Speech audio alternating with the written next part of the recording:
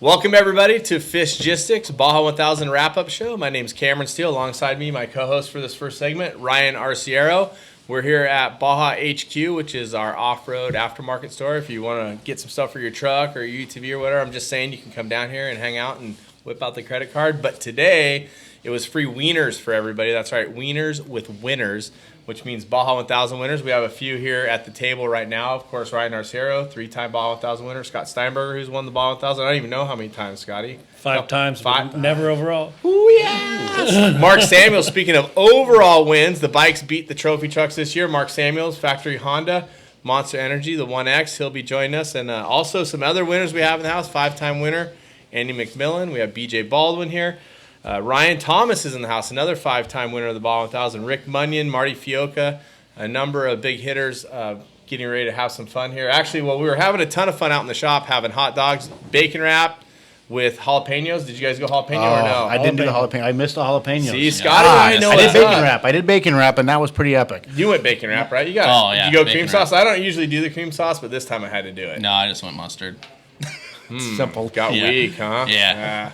I don't know. Maybe that's the key to winning the Baja 1000 overall. Maybe. You only eat mustard. A little onion, a little mustard. Keep light. We're getting all the secrets right here.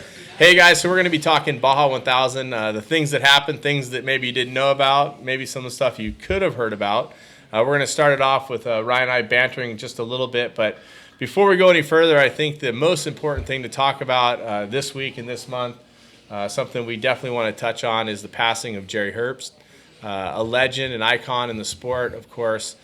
He's done so many things behind the scenes for our sport. I don't know the details, but I know that Jerry is very passionate about our sport. And, of course, his sons, Eddie, Tim, and Troy, carrying on that passion for him. But I know you knew Mr. Herbst quite well, Ryan, and definitely time for a little tribute for Jerry. Oh, man, what a special man. I was fortunate. My dad and I left early yesterday morning and went to the service for Jerry out in Las Vegas yesterday. And just an epic service. The turnout that was there was awesome, and it was fitting for a man of his stature. He did so well for himself in business, of course, with building up the terrible Herbst brand. But if anybody had ever come across Jerry at any race or just in person, the guy would give you the shirt off his back to help you out. I know a ton of racers that when he was flying in that helicopter would literally land and help them out. My dad being one of them. He helped my dad push the car back over after he was leading in Bob Gordon's car, landed the helicopter to see if my dad was okay, and Jay Hooker helped them push the car back over when their sons are still in the race as well, and they're vying for a win. Helped them push the car back over so they can continue on. But that's just the type of man he was. I mean, just a special human being, and it is very sad that we have a hole in off-road racing. What he did, I know he helped out Casey Folks quite a bit, especially when it comes to like the Mint 400 courses. He sat on the board for the energy. I don't know the name of it, but it was because of Jerry and his influence that allowed us to be able to cross that bridge. If anybody knows about the Mint 400 course and us being able to go from one section to the other, crossing over that energy bridge, and that was because of Jerry and his connections and his love for the sport. So yes, very sad loss. For sure, and Scott and I can both sympathize quite a bit with the Herbst boys. We both lost our fathers this year, and I'm sure you have some Herbst stories that go back over there. You actually, your trophy truck was a Herbst truck, if I'm not mistaken, right? So, you have a deep relationship with them. Yeah, we've been good friends, and Jerry, Also Off-Road Hall of Fame 2013, like my dad.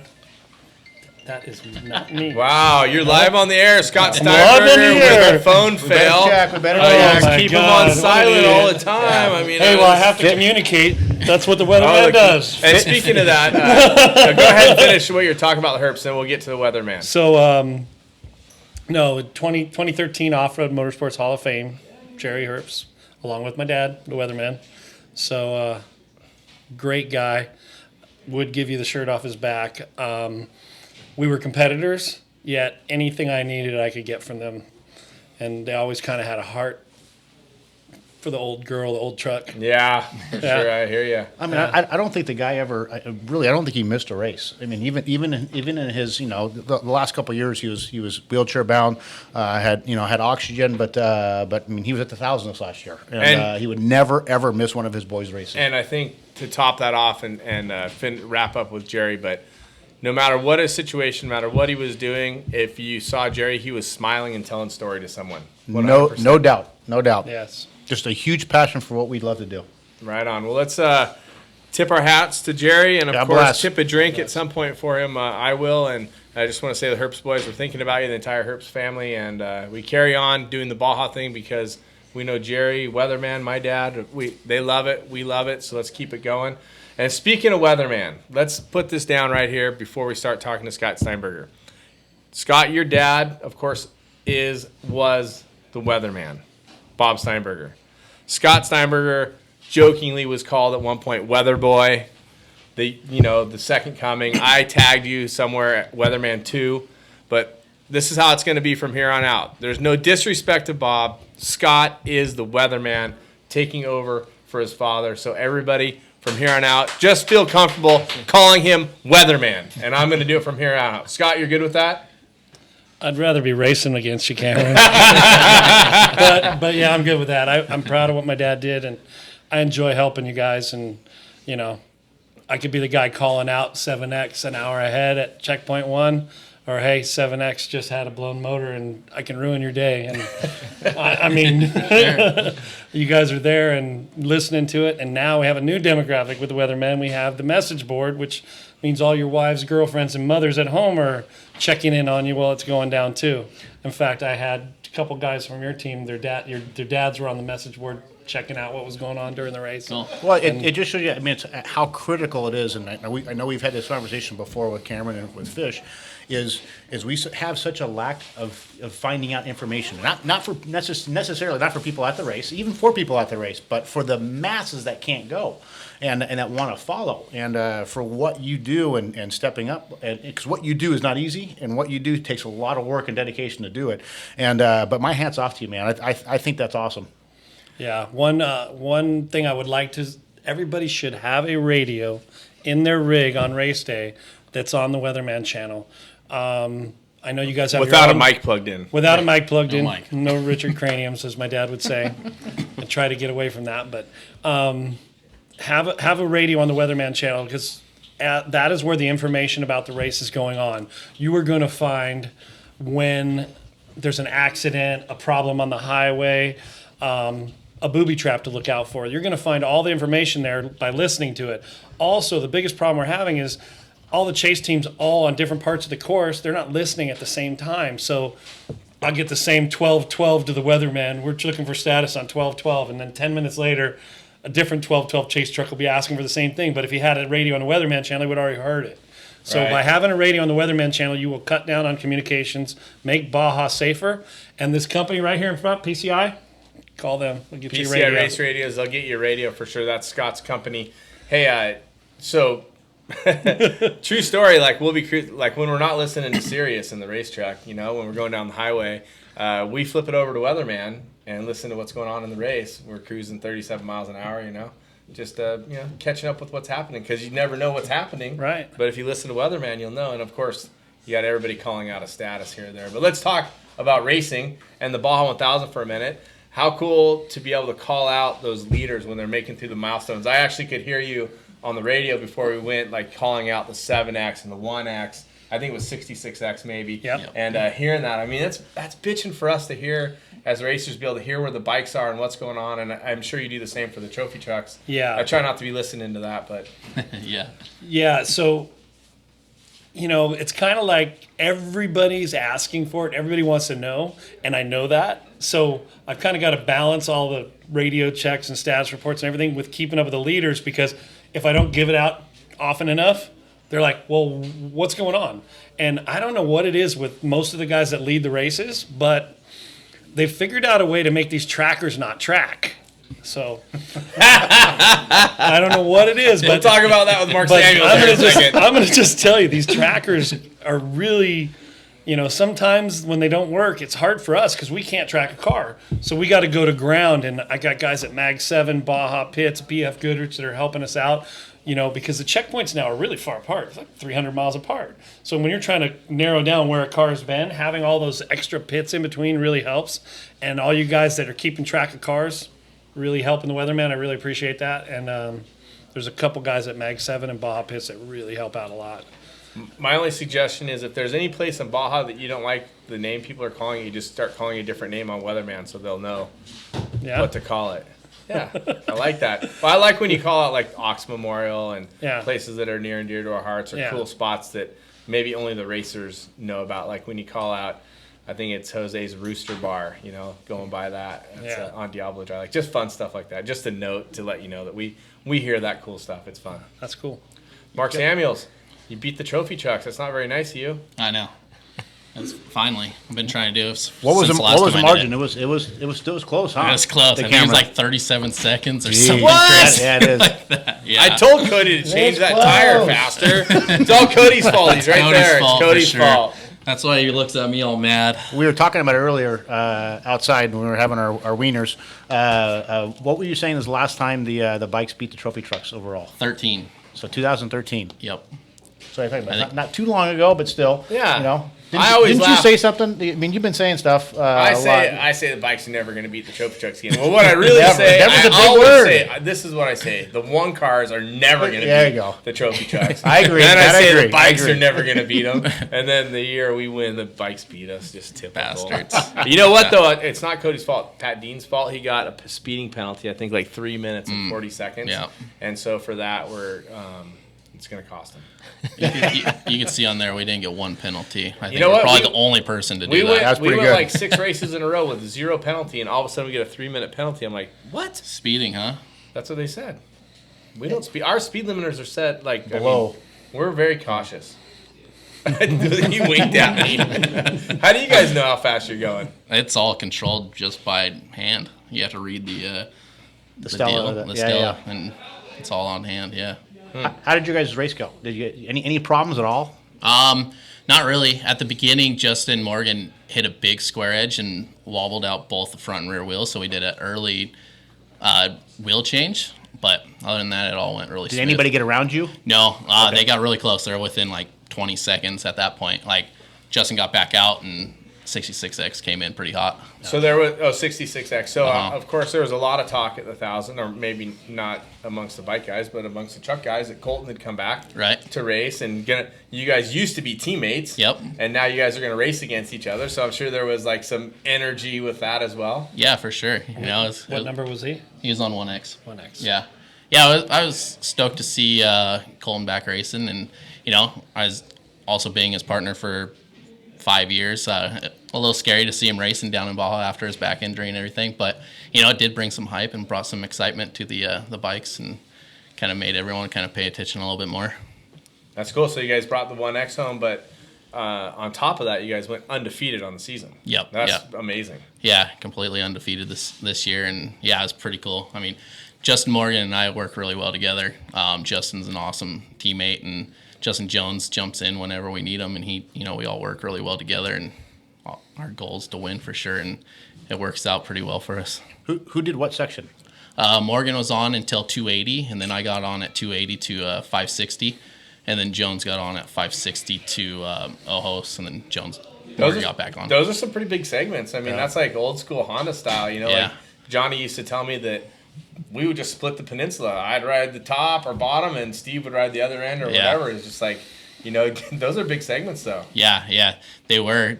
Morgan was a little nervous. He's like, I don't know, 280 is pretty far. I'm like, you got it. You can do it. You gave him all the You're whoops. fine. It's your whoops. You got it. No problem. The first 100's easy. And then my section was pretty technical. It wasn't super demanding, but just all the silt and all the rocks, and it was so tight. And, man, by the last 30 miles, I was ready to the helicopter, like, are we there yet? I was getting tired. Question, you rode all the silt beds after 380. And that's where you stretched. When was the last time you pre-ran that, and how different did it look when you got there? I pre-ran, I want to say it was Tuesday was the last day I pre-ran it. So a couple days before. So there's... Yeah. And it changed quite a bit, but there was gnarly windstorms down there, like those last 2 days that I was pre-running, like really gnarly windstorms.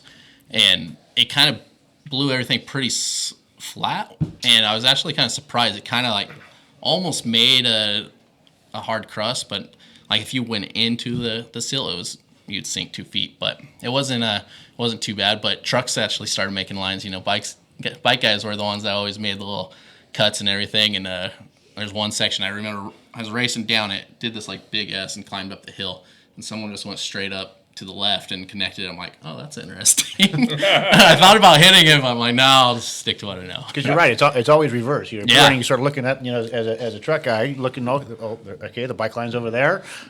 Can we do that? No, can't do that. How about this line? No, can't do that one. Yeah. I was like, oh, all right. It's a crazy world thinking about how fast you guys ride. What was your average speed? I don't know. I don't know either. That's weird. Faster. It doesn't have it on the results. Does anybody know that's here? Average speed? Andy, do you know what the average speed was? Andy McMillin's here in the house, of course. No, he doesn't know. Yep. No. Oh, well, I want to say it's like 49 or something. Yeah, I was going to say it's like around 50. It was much slower, but people ask you, what's the average speed going to be? And like you're thinking, 58, whatever. But then you got to remember those speed zones. Yeah. And that 9.5 miles in and out of town at 37 is no joke. Slows it down so much. Those 37 mile an hours are so slow. And then you had it coming out of Matome for 37 into Portosita, same thing. So it sucks that average way down. Yeah, that average goes. Yeah, you guys were claiming 57 at the riders meeting. I'm like, frick, if they're doing 57, they're gonna smoke. Who said that was Jose G. Oh, really? Remember? I was like, it's going to did. be 16 some hours.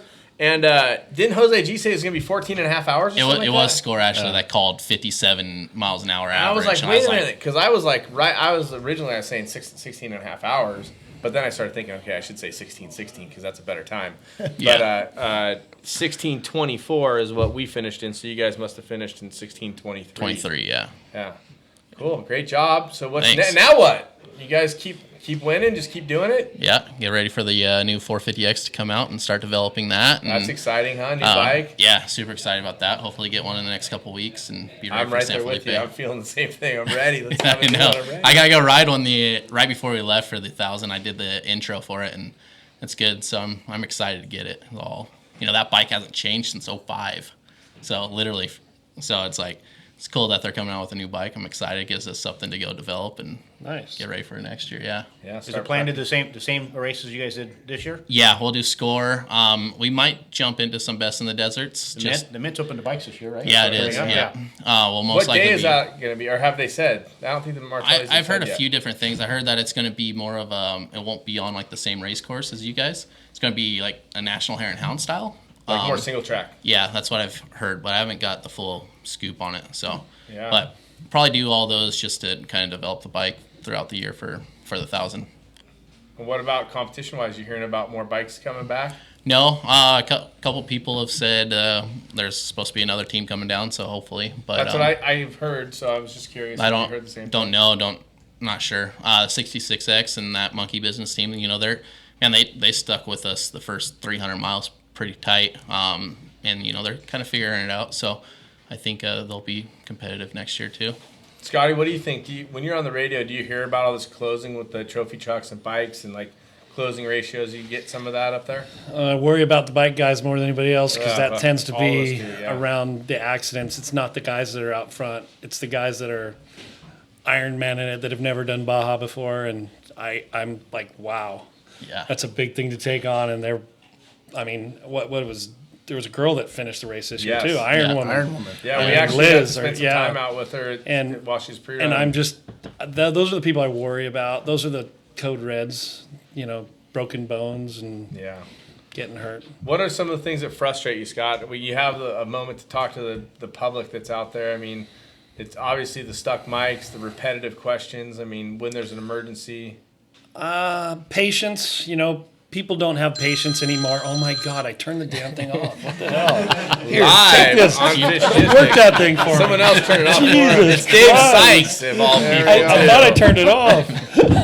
So you know what irritates me the most is when people have their phone on when I'm doing a Oh live my broadcast. God, I'm embarrassed. Just saying, Sorry. you should be. Rhiannon is cringing right now. She's going to fire me. It really pisses Fish off. I'm telling you right now. It's all right. It's all right. Don't forget to share. We're going to have some more guests coming up shortly. Andy McMillin, BJ Baldwin. Tava was scheduled to be here, but he's stuck at the airport somewhere, I heard, and we're going to have some fun a little bit later on. But share now, because that's always a good $10 a share for me, which we can use more money to pay for those trophy trucks. Actually, we upped it to 20 at one point, right? Yeah, you got a third trophy truck. That must be what's paying for it, huh? I thought you. FishGistics is paying for I it. thought you were squeezing over 2 to me too. So $2. Oh, okay. So That's it. 18 of it goes to me, two to Ryan. We just be fair a little bit. Just That's good. share. That's good. Come on, Share. be friends and share out there. I think Travis upped the limit on our credit card, so we're good. That's cool. Well, Travis is he's a super agent, so he's got the extra bank. I mean, he's got Bryce Menzies and BJ Baldwin as clients, dude. He's rolling. These guys are getting paid all the money. Right? Yep. I mean, I've known Travis for 20 years, and he has never got me one deal. What the hell is that all about? Oh, yeah, sorry. That's brutal. Hey, he's working on it. He's trying to make it. He's trying to earn his rights back. We finally got one on the line. We finally got one on the line. Got something to sell. Yeah. Well, he called me. He's like, well, finally you did something, so we'll try to sell it now. Ruthless, this world. Well, hey, guys, we're stoked to have you on FishGistics. Mark, anything else you want to drop in there? Any fun? Dakar plans? Dakar? Yeah, what's up with that? I know you've been doing some rally stuff. Not next year. Just going to focus on the team and get ready with the new bike and everything. And my big goal is to have myself and Justin Morgan race it in 2020, though. So hopefully under my own team. Slam Life Racing, Yeah. SLR, is that what it is, right? Yep. So hopefully, Where do they find you? Like social media? What's the tag? SLR Honda's our team page. Slamuels 130 is my Instagram, and you'll find everyone else on there too. So. Right on. Where do we find you, Weatherman? We find you obviously at PCI Race PCI Race Radios. Radios. Come on, buy a radio, everybody. PCI Scott. PCI Scott. There you Yeah, go. Scott. You got anything else in closing, Scotty? You gonna race No. again? Yeah. What's up with that? We're gonna see. I'm you out- racing Nora, and I'm racing the Nora's Sonora great. Rally. Sonora Rally. Darren Skilton puts on a pretty neat race. What are you Yeah. driving? What are I'm you gonna race- drive? driving a Can-Am. Really? Yeah. UTV. So, Cool. Right so on. in fact, they're getting sent off today. We just got them. Is Baja HQ doing the work to that? I kind of had some other deal. I didn't know about it. I just $4 learned about Baja How HQ many today. radios we gotta buy? What the Just hell? learned about Baja HQ today, no, Scotty. You and your cell phone should just leave now. I'm getting ready to. And that's $100 a hot dog, and I know you had two. Just saying. Wieners for everybody except for Scott. But all good. Thanks, you guys, for being here. We're going to take a quick break, come back with some more fun. We'll talk about the Baja 1000, get the trophy truck guys up here. Hey, one more time, congratulations, Mark Samuels. Congratulations. Overall Great job. winner, Yep. beating Impressive. all the trucks, all the buggies, everybody. You and Justin are the guys that did it. Congratulations. Thanks, guys. Yep. Good job. Appreciate it. Good job. Awesome to have you. How's it going? I'm BJ Baldwin, multi-time trophy truck champion. We're down here in San Felipe. We're out here with our Can-Ams. We've got both of our X3s, and we're out here pre-running for the Baja 1000. One of the things that I really love about pre-running with my X3 is in some of these big washes where there's, anywhere from 4 to 5 different lines to 20 different lines, you can't see everything in the truck. It's a lot easier to find that if you're using a UTV. I also pre-run in a big Toyota Tundra pre-runner. The new X3 is about $30,000, so they're a lot cheaper. They're a lot more economical as it relates to prepping the vehicle. They're a lot less expensive than you would pay to have like a buggy prepped or a big pre-runner prepped. Another thing I like about pre-running with my X3, they're very, very easy to drive, very forgiving.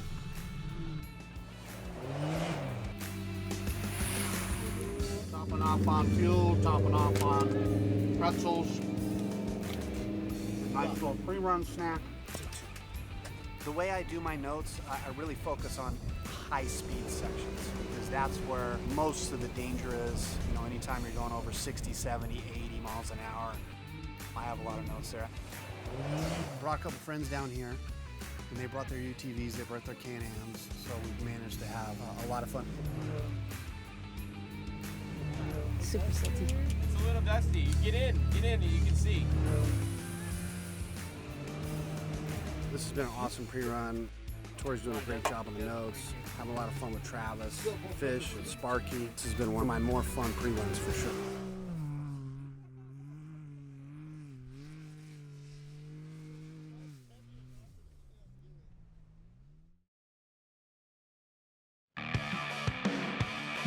What's up, guys? Fish here with FishGistics. We're down here at the 2018 Baja 1000.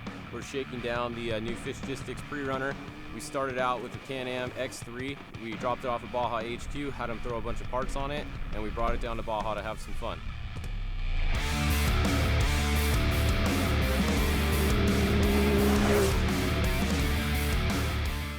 So far, we've done over 400 miles in this thing, and it's been flawless. But it's been eating up everything. It goes through the whoops, no problem. The silt sections are like nothing. You don't get stuck. And we got some parts from a bunch of different companies. Baja Kits, they helped us out with the suspension on it. We had SDG do the shocks. We got stuff from PCI. We got stuff from everybody. So far, it's been really good. I would really suggest everybody get one of these things to pre-run in. I don't think there's really a better pre-runner vehicle unless you want to spend $500,000 on a trophy truck pre-runner.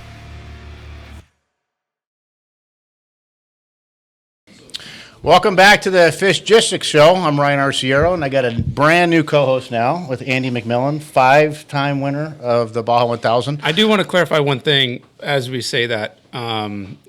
It's 5-time overall. I'm just Oh, throw I mean, that out how, there. how dare I leave that part out? There's How a dare I small leave that out? difference between winner and overall winner. Oh, shoot. The rest of us just might as well pack it up and go home BJ's now. done huh? that a couple times too. BJ has a couple over there, So, but so now it makes it a little bit insignificant. Us talking to the trophy truck winner of the Baja 1000 based on what you just said, but we can't take the wind out of his sail because he did a phenomenal job. This year's winner, trophy truck, 2018 Baja 1000, Cameron Steele, and we also have BJ Baldwin. BJ, you've won the 1,000 how many times? Twice. Twice. Was any one of those Ironman? Yes, both of them were Iron. Both of them are Iron. Look at that. He doesn't Not like to toot share. his own He's not a horn, good but- sharer. No, I don't. He I don't can't play find well another with driver others. this size to fit in the car. Oh, no kidding. Hey, Jeez. a true story. He told me one time Casey Curry was going to be his other driver. Yeah, how the hell is How's that that gonna going work? to work? We had Exactly. a phone book. We had a phone book, and we had some wood blocks that we duct taped into his feet, and he was going to drive. Oh, man. I don't good. believe it. so we just dive into the Baja 1000. Go, yep, just go for it. We, You I can do think- almost anything you want. I feel like this was a dramatic Baja 1000. I know when I got out of the race truck after my stint, getting on social media once we got phone service again and seeing some of the incidents that went down earlier in the race, it was interesting. It was entertaining for sure. And then obviously that kind of played a role in how the race played out in the end. But let's start with Cameron. First overall 4-wheel vehicle. See, it still says overall. You guys don't have to be so mean. Very, very impressive run. You've been very close the last couple of years. Epic run. You and Pat Dean, your guys' team, put together a great strategy. I imagine you talked a lot about strategy in the 2017 Baja 1000. You plan on losing some time, came up a little short in the end. Did you guys have similar strategy going into this race? Did you stick to your game plan? How did it play out for you? Well, kind of what we did different was we had Mike Kraft, who's our race engineer. He came up with the rally cry, 10% more. And that doesn't mean 10% speed or 10% faster pit. Just everybody give 10% more. And I think what happened is everybody raised their game, and it really alleviated any like scramble or stress. Like usually we're trying to have some kind of meeting on the day before the race, and we're worried about pre-running and all this stuff. I never looked at the course the day before. We never had a meeting. Everybody was really set, and I think that all was part of the the rally cry. So we stuck to our plan pretty much. I mean, Pat and I have been working the same plan mostly for the last 5 years. Last year we deviated a little bit because Pat started and I finished, and usually I start and finish, and we stick Pat with a bunch of crap, and kind of like make this it so no one sees him anywhere. Yeah. But we stuck to our guns. You know, I thought last year that we made a mistake. I listened to some of the other guys' ideas, and I thought that maybe I was the one hampering the team a year ago, and that maybe my strong will to what I thought was right was wrong. So I said, okay, let's try it different, like you guys are saying. And we got second. We did allocate for some downtime. Really, I made a mistake and hit a hole and knocked the lights off the front of the truck. So it comes down, the mistake was my fault. But Yeah, that hurts. Yeah, it hurts. But we stuck to our plan big time this year, and it worked out. And to what you were talking about with the social media and stuff, we never had any stress all day long. Like, Abdali caught us on the pavement and nerfed us when we got off. I saw that video. And I was like, I just pulled over. I was like, he hit us. We were like not even on the chip. Like, I was trying to get out of the way, but there was a fence when we pulled off wide, and I had to come back in front of him. But he went by, and I was like, whatever. I don't even care. I'm not even worried. 20 miles later, we lost first gear, and I was like, okay, whatever's gonna happen is gonna happen, right? So we kind of nursed it a little bit in second year, thinking, okay, the hamster's jumping off the wheel. Yeah. But it ran great. And by the time we got to San Felipe, someone had talked to our channel builder. He's like, hey, if second and third are working normal, you probably just lost first gear, the band. But that means you have no reverse, so don't make a mistake. So, but still, never let it get to us, and just try to just be calm all day and not worry about it. You think if anything that helped, that changed your mindset of, okay, I've had a minor mechanical issue, I have to make it to the finish line, right, if I want to have a chance at winning the race. So did you go through your mind at all to maybe slow down a little bit or be more cautious, right? No reverse, treacherous section. In some of the sections, slower. The Coco's Corner section where all the rocks were and there's nowhere to go, you can't, spin it around. Yeah. Had to slow down because we had no reverse. And then really what happened is when we found out we didn't have reverse in San Felipe, we used the MSAT to talk to the pit at Chapala and told Pat, because I hadn't seen how bad it was. I didn't know what he had to do. I didn't know what switchbacks he had to do because I had heard about some hill climbs and stuff. Right. We told him on the radio, hey, there's no first and probably no reverse, so you guys got to decide if you're going to do a training drill or not. That's up to you because we haven't seen your section, but we feel like we can do all of our sections without reverse. Where exactly did you lose first gear? And was there anything that you did that might have caused that to happen? That's a really good question. So I did shift into first gear, which we use first gear quite a bit. Well, it's bigger now, right? Yeah. We can use more of it. We can use first gear. So where it happened was on the shortcut straight line and San Matias Wash when you go up the hill. You know the little uphill thing? Yeah. Out of the wash. Out of the wash, yeah. So we dove down there, and there's that big rock on the right, and I checked. I never shift down to first gear when there's power, and slowed way down, 15 miles an hour shift to first. And as we started to climb the little hill, it just slipped. I was like, oh, crap. And it basically coasted to the top. I shifted second, and second was there. Did you think that was your race Good at that thing point? you had enough momentum. I thought it was over. Yeah. I really did. I was like, crap. Just take the wind out of your sail. It did, though. Yeah. I didn't even stress. I didn't even get worried about it. We cruised down San Matias, and by the time we got on the pavement, I was like, well, second and third are working, and that's not making any noise. Yeah. I'm like, how's the tranny fluid smell, Cody? He's like, don't worry about it. We're going, so it doesn't matter. I got a lot of respect for you for having that mindset, because whenever I have a problem early in the race, I always see it as like the butterfly effect. So you have like a small problem early in the race, nothing ever gets better, nothing ever fixes it. History has shown that to me. Yeah. Things just keep going downhill. I just start, my demons start going in my head, and I start getting mad and making, not the best decisions as it relates to driving. So a lot of respect to you. My hat's off to you for maintaining your cool and just grinding it out all the way to the finish line. Obviously, it paid out. You won finally. It's awesome. Really proud of you. It's amazing too, like how many things that we all can attest to this. How many things have to fall into place for you to win this race? We talk about, you're on the heavy side with 5 overalls.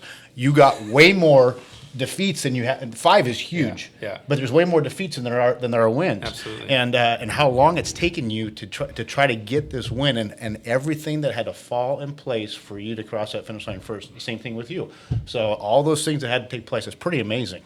It's just, overall, it's just an amazing sport. And I feel really fortunate to be able to vindicate the team, but also like to be able to do that with all the people of Baja. I mean, we spend so much time down there, and it's cool because people in all those towns and all those places we went through, like we get messages from them, and it's cool because they're just like so stoked, and I'm just really proud to be able to be a part of that with the team. And you know, it's been a long road, 13 years of trophy truck racing. You know, I mean that's a long time. Yeah, it is. And Well deserved. yeah, I think that we've made some changes in the last few years that really made it possible. We've been running in the front for the last few years. It's just we haven't been able to finish. And you know, to that matter, I mean, obviously Rob was fast, and you were talking about the social media, and when I saw that online after going to the drivers' meeting, I was like, oh, well, there's gonna be penalties. In my mind, there was 4 drivers getting penalties from what I saw personally or saw online. That's what I thought too. And so I think we still raced for time. When we went through, when we got in the car in Kamloops, we raced up and put a couple minutes on the 11 truck before Santa Tomas, and then another couple minutes to Ojos. So we got the split there. We were within 3 minutes and 45 seconds on corrected. So we raced pretty hard. We ended up having a flat tire, and so like right before the speed zone, we were stopped like 0 miles an hour. I don't know how close we were on time. But we never stressed. Cody and I were just like kind of like, we got out of the truck. I got out and helped him. And I was like, let's just make sure we're efficient. We don't have to rush. Let's just get it done. And let's not lose the race because we're changing this tire. Yeah. You know, don't panic. Because I was, in my mind, we were still racing for the whole time until right then. Yeah. But then I knew that there was going to be a buffer. I just knew that was going to happen because of what's been happening over the last 3 or 4 years. Right. And no disrespect to anybody, but that's what I thought was going to happen. Where was the Team C truck at? Sorry, Andy. That's right. Yeah. The Team C truck was gnarly. We were out in the hills of Europan hauling along, and one of those really tight, like uphill down. It was before the 180-degree left back to the down through the hole. Yeah. Right in that same hole, but like one little mound before, he's laying down on the bottom sideways. So we're coming through, and I see like some reflective, and it's Dave. Standing out there, like telling us, "Hey, check up." I thought they crashed all through there. Yeah, that's what I saw. Is that what you thought too? It looked like he came into that hole super hot and just peeled the front right corner off of it. That's what I thought. Where were you on time to there? Like we were close. Okay, we were close. Andy and Tavo, I think, were only two or 3 minutes behind us. Yeah. And we were pretty close to Rob. Like I think the split was maybe about 5 minutes. At that point, You were close to Rob at Santa Tomas. Maybe it's a little closer than that. I'm not sure. Because the 6 truck came through Santa Tomas, and we were pitted right there, and it was before I got there. And by the time I got there, I saw lights coming down the hill, and I thought it was you, but it was Rob. And so the 6 truck put a lot of time on Rob in that section. Yeah. Rob came through. I think he was missing a spare, and then you were the next truck. And you weren't that far behind Rob on corrected time at that point, maybe a couple minutes. Yeah, we had to stop and get a tire there too. Okay. But, maybe it was you that was missing a tire. But true story, was crazy. When we got to him, the 6 truck's laying in the race course, like halfway. We have no first and no reverse. And he's like, "Hey, go." Yeah, you're like, this is. I'm like, "This is how it's gonna end right here, right? No stress all day until Your BPM went to 200. It's like 200 feet ahead of me in the bottom of the hole, sideways, reflective. Our lights are Is that where some of blowing it those up. shortcuts go up the hills? No, Where you it's can cut after those the it's shortcuts. tight. It's after the shortcuts, tight. and it's like there's a big canyon on your left, and the switchback goes around this big hole where he's laying in. Okay. And I'm at the top of the hill, and he's like, "Go by on the right side in the bushes. It's hard packed. There's dirt there. And you can't see anything. I can't see anything." And You I'm just like, have to believe him. I'm like, "You gotta Does he really want me to please win be this? and Be honest. Luke is standing on the hill, like we're supposed to. The race car's like this, and we got to go around it in the hole. And Luke's on this next hill right in front of me, and he's like he's waving me into the hole. So we go down and we start going, and I feel the truck start to dip. Yeah. And I'm like, I'm like, no way. I steer back left and get on the gas a little bit. We hook their truck and drag the truck with the side of our truck. We're hooked to it in my footstep. It had to be exciting. And I can hear it with my helmet on. Yeah. And You can probably feel it too. it was incredible. I thought that we were going to rip the housing out of the truck. Like, for sure, I thought we were getting a flat. But all it did was body damage and mess up my foothold, and that was it. And you just took the hanger. Yeah. Just took the hanger off. And you got to put it in perspective, too. You're, what, is it 60, 70 miles to the finish from there? more or less. So, yeah, not very far. Not very far to the finish of the Baja 1000 and all this crap's going Well, down. all I'm telling Well, myself, and you see him, right? Because he had everyone covered on time. Yeah. So as soon as you see him stopped, I'm like, oh, now wow, you're like, we're really close to Rob. Okay, I'm now like, this is really good. This is Yeah. a real deal. But you know what was crazy when I got there, or we got there, I could not see any tracks going around. Like, it didn't look like Rob went in the bushes. Like, it was all still full bushes. I was like, it looked sketchy to me. Wow. But it wasn't that sketchy, I guess. But I kind of panicked and turned up. Yeah, of well, I course, would too. you're in I would too. reverse, Oh, yeah, and you're in a tight area. And the hill came It's down on terrifying. both sides. Like, we were going around to the edge of this hill. Like, so if you missed, I'd be in the hill. Then what? Yeah. Yeah. Man, I don't know. crazy. But you could Funny how that easily stuff both been parked there. So you did. We would have really both good been job. parked there, and you guys would have come and gone, what the hell are you guys doing? That would have held everybody up because there's Bottleneck. 2 trucks in there. You couldn't. Yeah, there's nobody can get nowhere around. around. How about you, BJ? How was your race? You qualified. You qualified decent in front of Cameron, I think. By P8, right? I thought you had a great 11th. qualifying run. Yeah, I've been searching for like a permanent replacement for Willie as a navigator, as a co-writer, and as a psychiatrist. Sure. So I just keep the same psychiatrist for a decade. yeah, well, Willie injured his back, and he's more of an asset on the ground or in the air. Right. So, I've gone through a few guys over the last couple years, and I got Sparky now, and Sparky's committed. He's hungry. He wants to win. He's tough, too. He's tough. He's a tough as murderer, nails. man. Not a lot of Yeah, guys have been really struck tough. by lightning. Yeah. Truck. He's actually been, He's a for those of you man. that don't know, my navigator actually has been struck by lightning and survived having a bolt of lightning going through his head. My and, brother, too, by the way. and out the crack of his butt, yeah. So, but he's... Got the he's, crack of his butt. Yeah. But that's a whole nother show. But he's been good, and it was a tough adjustment, during qualifying, because that's like the first time he's ridden with me in a competitive arena. So we had to make some adjustments. He's used to riding with Bill Macbeth. And Rob Macbeth, and they're great guys. I love them, but they're still in the learning curve in terms of trying to build a skill set that's competitive. And they're in a spec truck. They're in a spec truck. They're in a Trophy truck 6100. Plus, what you got going against you, I know where the story's going, but for sure you got going against you, Sparky's seen all your videos, too. I'm just saying. Yeah. No, but he's... It was kind of tough because, like, for a couple corners, he was like, okay, stop. Right. Or it's slick here, or we're getting a little traction here. So I had to kind of tune that out. And he's, we're operating on the reptilian part of our brain under qualifying. Really small part of your brain that's fight, flight, or freeze, So it's hard to make decisions unless, you're used to that and you're used to your navigator. So... after that, I think that slowed me down a little bit in qualifying, not a bunch, but it was kind of unnerving hearing that, because most of the time, what I need next to me is somebody saying, calm down, right. Relax, everything's fine. 'Cause I get my demons in my head if something goes wrong. Yeah. If I have downtime in the beginning of a race, Yep. then I start going crazy, or I just have. I have some stuff that I have to deal with mentally if something really goes wrong. Sure. But I don't need anybody to tell me to slow down. As a matter of fact, I need somebody that tells me, okay, you need to dig a little bit harder and take a little bit more risk. Because I'm pretty conservative in the race truck in most cases. So I had a conversation. Well, I don't like to crash. I hate crashing. I've only had like 4 crashes in 20 years of 4 crashes that counted. I put it on the door a couple times doing stupid stuff. Yeah. But I need that type of encouragement. So I had a discussion with Sparky after that, say, I'm not these guys. I need a little bit of encouragement, and then most importantly, information.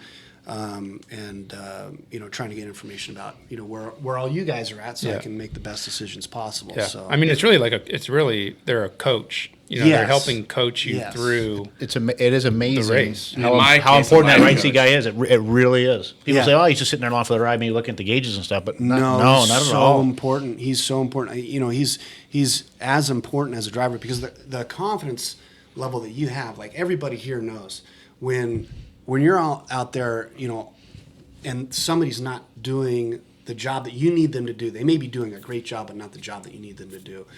Crest right 6-100 into left 5, rock on outside, tree here, cliff here. This is a clear, rises a jump. If they're not doing that to a point where you can trust them and do things in the race car that make you uncomfortable because you trust what, Right.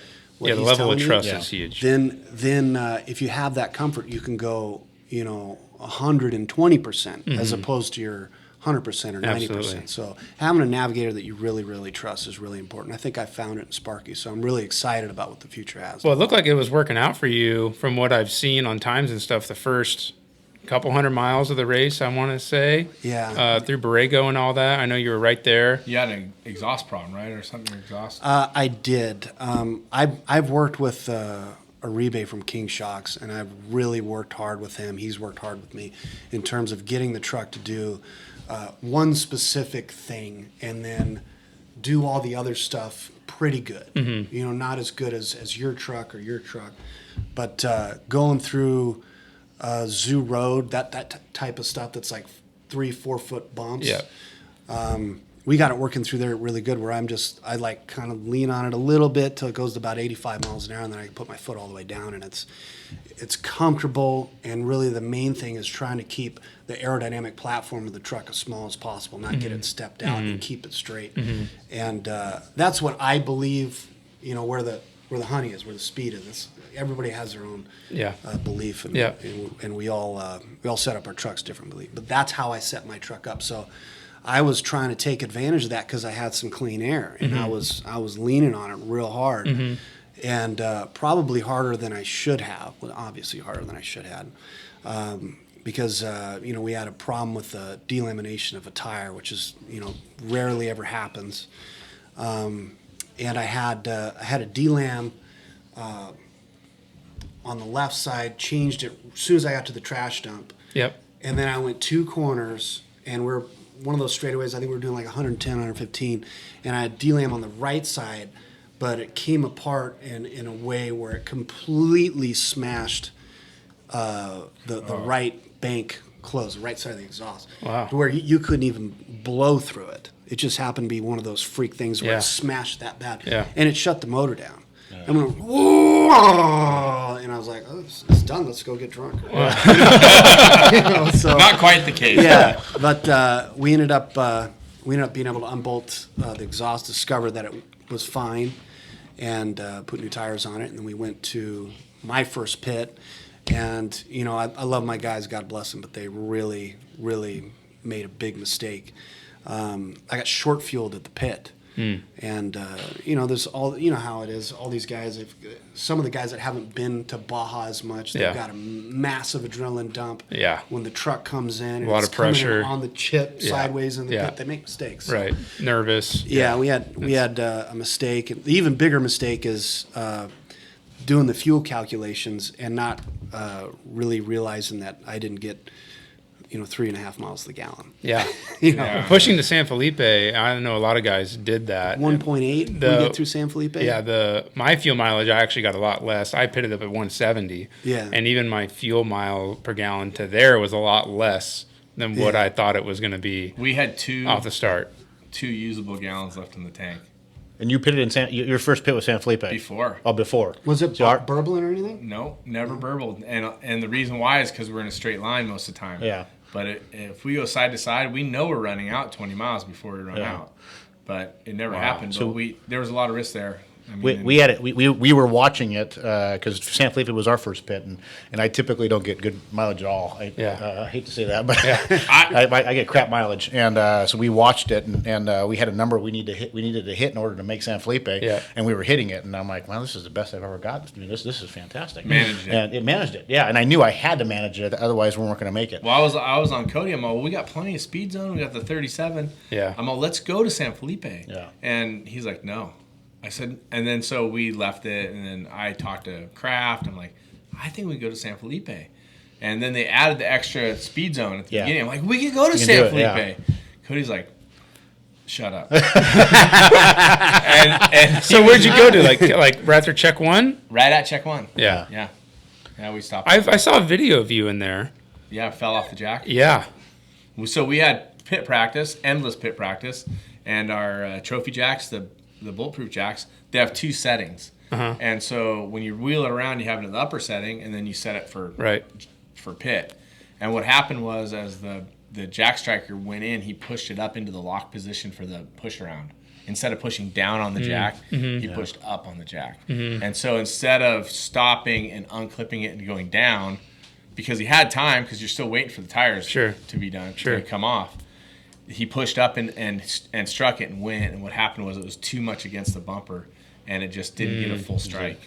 Isn't it amazing to you guys like how critical pit stops are now in trophy truck? No, it's insane. It's incredible. Yeah, we're doing them in 27 seconds now. And you're either forced with either losing track position, which could be your race. You know, it ultimately could decide if you win or lose, or if you have a bad stop, just losing enough time where you lose the race now. But it is amazing. Yeah, the conversation actually came up today. You know, should we be stopping, like not having timed racing on the highway? Should we be pitting under non-timed situations? And you know, some organizations in Australia, you can't fuel the car when you're in the car. So I feel like that's a great segue into some of the drama that happened during the race. One involving co-host here, Mr. Arciero. Who was involved in that? Segue to Ryan. One of the things I saw on social media. And by the way, Dave Cole from King of the Hammers is here taking notes. He'll be, for many of us, a big race will be attending this year. So I saw the video. I saw the in-car video. With myself and Rob Mack.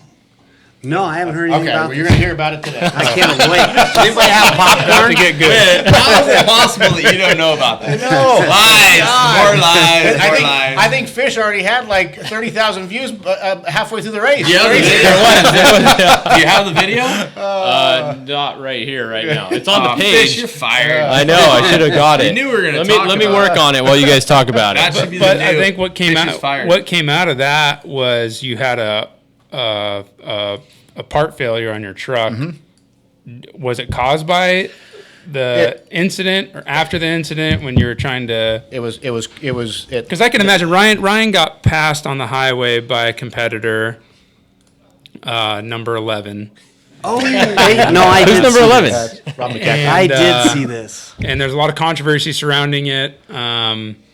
And if that were me and I had gotten passed, I would have been super fired up when we went back into the dirt to get right back on that guy and not let that happen. Yeah, and no, you were smart there, not chasing him down. I kind of did, and that's ultimately I was driving the truck. So and the cause of the issue was. I mean, I'm behind the wheel. It was my mistake that I made, but I should have never been put in that position to begin with. Yeah. Now we'll back up to exactly what had happened was in the drivers' meeting, and I think we were all there. I had representative there, but so yeah, I had a representative there. It was pretty much the talk of the entire meeting was the fact that Jose G is trying to stop us race, not just trophy trucks. I mean, all classes in general. It's a transfer section, you know.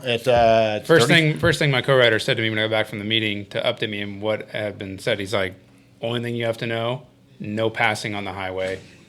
No speeding to pass someone on the highway. Yeah. You can pass someone who's going slower.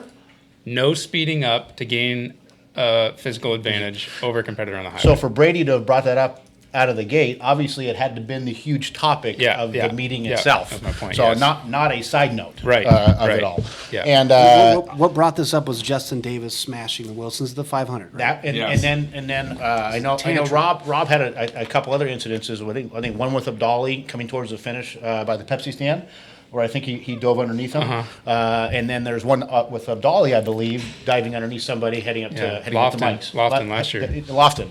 So he's trying, all this stuff. He's trying to stop this, It was crystal clear. you couldn't mistake it. You couldn't mistake it. Well covered. So Rob started right in front of me, and by the time we got to Ojo, so I was 28 seconds behind him, which is about where I'm going to stay. And We're going to play the video here as you're talking. and I know that's where I'm going to stay. Obviously Rob is one of the best, and there's no way especially in that section, you're going to pass him. So I stayed there. I stayed there for 100 and change miles, all the way up until you get on the road to San Mateos. Coming down into Mike's Road, we turned right on the highway, and I never even saw Rob pulled into his pit. And I don't know if he was just doing a splash to try to get himself to San Felipe. I don't know what it was, but Right, I thought that was interesting, too. I did. I didn't expect for him to stop there. So I went by him, not even knowing I went by him. I'm wiping my shield, getting my stuff ready for us to jump back in the dirt again. Right. And out of the blue, I turned to my left, and I see this truck come up alongside me, and I'm like. At first, I didn't know who it was, and my guys I knew I had at least 2 to 3 minutes clear behind me. Yeah. So I knew I was fine. At first, I thought it was a chase truck, and then I I was was pulling up to tell you that you left your wallet. yeah, on bed or it's something. something. I wasn't expecting Rob Mack to be alongside of me, so he's alongside of me, and I'm like, what the hell is he doing? And I'm going 37. Now we all know. Any vehicles other than a trophy truck, it's you have your limiter on, and we don't have ours set exactly at 37 because we want the buffer not to get the penalty. Right. So it's like 36 or 36 and a half. Yeah. And if you get off the gas an eighth of an inch, you drop to 34, 35, Yeah. and and then you go back, but you're only at that speed for a split second, Right. So it's that constant play, and so that's the only time I was below the speed limit was making sure I was staying at the speed limit. Rob did. I looked at the tracking afterwards. He did break the speed, not by much, to get up to me, because he pulled out of the pit almost exactly behind me, and then when he stayed alongside me, I kept on looking. I'm like, is there any traffic coming? I mean, because we're on a live highway. How there was no traffic coming in a direction, I have no idea. He's probably getting intel. So Does he have a? He doesn't use a helicopter. He didn't have a. I don't think No, he I has don't think he does. Yeah. No. Maybe he did, maybe he didn't. But 0 cars are coming in the other direction. Then, in my mind, I'm like, that son of a bitch now has the inside line on me when we go back to dirt. And so now I'm and you shouldn't appreciate this, BJ. Now I'm pissed. So and kind of based on what Andy said too, I know he's going to get back to throttle before the speed zone ends. Yeah. And I know the speed zone doesn't end, just like we all do, until after the pavement. Right. Until you're well into the dirt. 2 orange arrows that has a white piece of paper. Exactly. Literally, it's this Yeah. Yeah. on a Corsair. It's about a third that size. Presume race speed yeah. or speed zone end. Or But something. that is not sitting on the pavement. So that's sitting well into the dirt. Right. And I know he's going to get on the gas. So as we get closer to getting back to dirt again, so not only do I have him on time, but I had the physical position on him as well. And so what's going through my mind is like when he gets back to throttle, and this is just me. I'm like, I'm turning hard left. I said, I'm going to turn hard left on him, and I'm going to spin him out. Yeah, you got to make him pay for it. Exactly. Regardless of And the outcome, you got to make him pay for it. And that's me being frustrated and pissed at the time. Yeah, and totally. because everything I had done to that point was for us to win this race, and we were at the exact pace we needed to do it, Yeah. doing everything we needed to do. Yeah. And you had gotten by him, so now you had track position. Now we you had had track, some yeah. clear up to me, which was the next car. Exactly. You're So looking everything's great. working out the way it's supposed to. And then I saw all the score course workers. And the split second you think about turning hard left to him, you go back the other way and like, I can't put anybody's life in jeopardy. Yeah. That's not going to happen. I'm not doing that. Yeah. And so of course he jumps back to throttle on the pavement. I wait longer to get close to the speed zone because this early in the race I don't want a penalty. I jump in behind him and I'm on the throttle. I know that there's a washout 50 yards off, and I'm going exactly what you had just said before. I'm going to run the back of him. Yeah. So he breaks real late for the washout. I can't see anything. And so I broke early knowing, okay, I can't get to the back of him now. I just need to slow down for the washout. Yeah. I hit it just the wrong way. On the And binders. and it was enough to collapse the suspension, and it pulled the lower arm back. And at the time, I didn't know it yet. Oh, that was that big that kick? big one, yeah. that Right was when it. you came off the Yeah, the right rim when- nut right I'm there. actually didn't know surprised you how did well the something. truck soaked it up. It soaked it up I know, pretty good. and it's a good kinda size. impressive, yeah. It's a good Yeah, I size. think so it's big. 4 or 5 feet Yep. deep. And I knew it was there, just could not see it at all. Yeah. And so as soon as we got through that section, I had to completely back off so I can see anything. He took off, and then every time I get on the brakes, I can hear the tire hitting the body. So at first I thought the body had broke and it was just rubbing because it was still tracking straight, still doing good. We get through San Mateos, washed up on the pavement again, and then my guys were right in front of me. They backed up to me, and the truck was listing to the right. They can see the arm was pushed back. So we got almost where you jump back on the dirt again from the pavement, pulled over, they looked at it, and they're like, "No, arm's done." Yeah. So it went from, once again, I was driving the truck. I put that blame on myself. But I should have never, his actions led to what ultimately happened, which was the most frustrating part for me. You made the right decision not putting those people in danger because that's ultiminely For sure. You did good. You didn't get your temper didn't get the best of you. Well, I to where think you're like, that- I'm But you gonna think pit about him. it. I mean, you do. I said minus the people. That's the first thing that came into my mind. Yeah. And I'm sorry for thinking about, but that's you're pissed. Yeah, You yeah. know, and I know Yeah. you had said it too. You want, like, I'm going to get revenge. Yeah. You know, Yeah. you throw your reason out the window. Totally. And it's like screw them. Yeah, your adrenaline's going. Your adrenaline's going. your Well, I think that fury's I really going. think that that's kind of what Jose G is really talking about, is that he's trying not to just get us from speeding or racing, but trying to eliminate that adrenaline anywhere near where that highway section. And I think a big, for me, the tracking unit, the Stella unit, I know that with the Luke and RJ incident further down the course, which I was behind both of them at that point. And for those that haven't seen it, it's almost identical to Yes. my incident as well. Yes. It was on the pavement. After you come out of Matomi, Luke had passed Ricky in Matomi Right. physically, and then got on the pavement. And it was after you get into that 37-mile section. Yeah. As soon as it goes back to pavement again, after you get to the Okay. construction zone. 60, yeah. So it's when it goes to 60, yeah. Yeah. So sorry. Go ahead. No, that's all right. But the Stella unit, I think, is sort of at the base of what this issue is. The Stella unit, for everyone that doesn't know, is our tracking unit. Everyone runs around in the race truck. You get into a speed zone. It tells you the mile per hour that you're going, and it also shows the mile per hour of what the speed limit in that speed zone is. I know I've had discrepancies in the past with my Stella unit. I think everyone does, because when my truck says I'm going 36.7 miles per hour, it's pinging that I'm doing 38. And when I go 36.5, then it says I'm doing 37. I'm in the threshold of what the speed limit is. And I know that the Stella unit is how they determine where the speed zone starts and ends, and how to penalize you. I've seen, I think, on the in-car videos of the Stella unit speed limiter, it turns off. The speed flashes off when the speed zone ends. That's not true, and Jose G said it at the meeting that the speed zone doesn't end when the Stella goes off; it ends at the waypoint. Okay, good clarification. He Great said it. He clarification. said it really clearly at the meeting. Because that's what I do anyway. I never go when the Stella goes off. go to the waypoint. I always Go go to the waypoint, Yeah. and That's I the make same sure I I'm do. even clear that. Yeah, I do the Before I same get thing. back. I Sure. slow down before and hold it a little bit after just to make sure. Yeah.